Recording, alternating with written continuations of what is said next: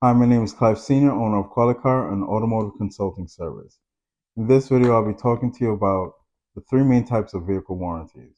First, let's talk about the bumper-to-bumper or comprehensive warranty. This warranty is typically offered with new vehicles. However, there are some pre-owned vehicles that still have comprehensive warranties on them based on the mileage. This warranty does not cover wear items. Now, what are wear items? Batteries, brakes, tires. Some of the things that this warranty does cover is your onboard computer, your motor, and your transmission. Second, let's move on to the extended warranty. The extended warranty is typically offered through a third party and covers the vehicle after the comprehensive warranty has lapsed.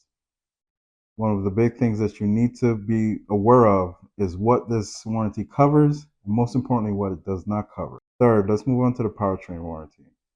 The powertrain is the motor, the transmission, and the drivetrain. This warranty really doesn't cover much, but it does cover the largest and most expensive components of the vehicle.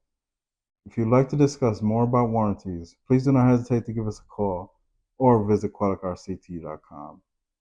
Thank you in advance for considering our service, and I'll see you in the next video. Goodbye.